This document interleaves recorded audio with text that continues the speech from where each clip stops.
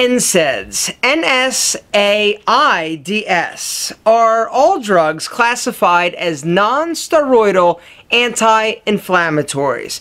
Things like Advil, Motrin, Aleve. Ibuprofen, the ingredient found in Advil and generic forms of Advil, is the main culprit, we'll get to that later. Now, NSAIDs are fantastic for reducing fever, reducing inflammation, also helping with aches and pains. Tylenol, or the active ingredient in Tylenol, is something different. It's called acetaminophen. Acetaminophen also is technically supposed to reduce fevers and help with aches and pains, but as you know as well as I do, Tylenol doesn't do much. If you want the good stuff, you're going Advil all day long.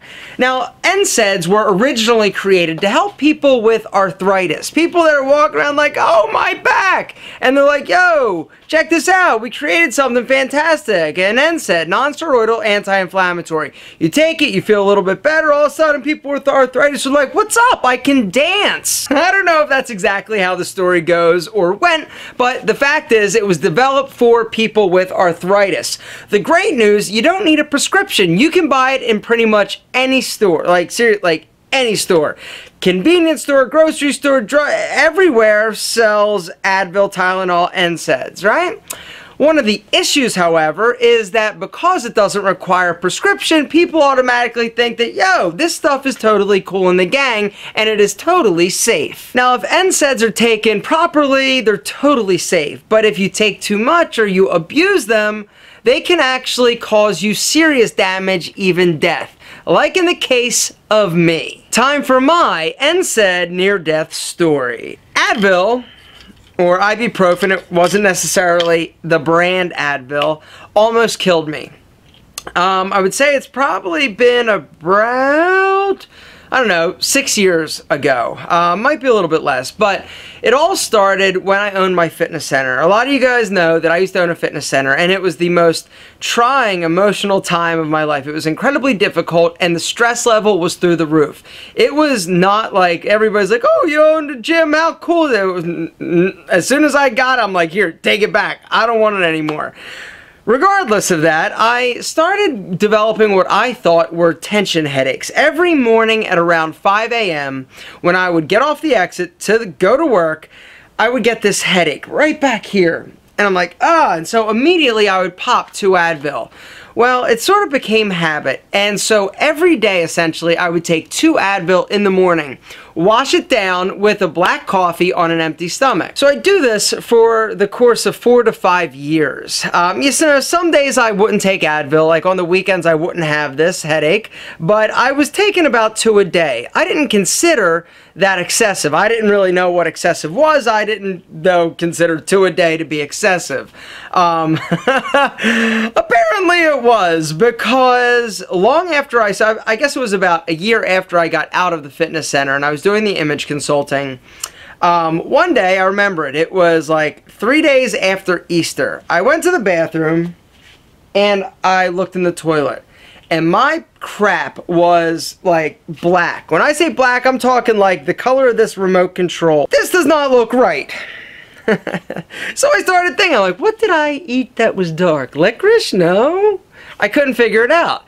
So this continued for a few days, and I'm like, this is really weird. And then I'm like, wait a second, genius, this isn't normal. Look online. And so, of course, I diagnosed myself, and I realized, I'm like, hey, I think I've got an upper GI bleed.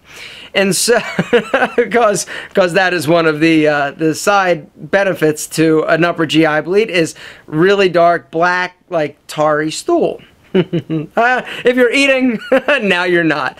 Anyway, so by the time I got around to calling the doctor, this happened on, I think, like a Tuesday, where I first saw it. By Friday, when I would stand up, I would get kind of dizzy. And people were starting to say, Aaron, you're looking a little bit pale. By the time I went to the doctor, my blood count was so low, I was rushed immediately to the emergency room and had to have a blood transfusion.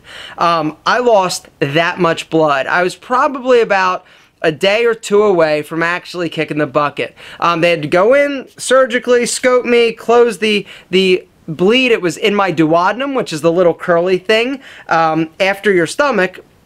And ever since then, I have not taken Advil. The doctor's like, you're not responsible with it, so you can't take it. I don't take any NSAIDs. When I got something going on, I take Tylenol, acetaminophen.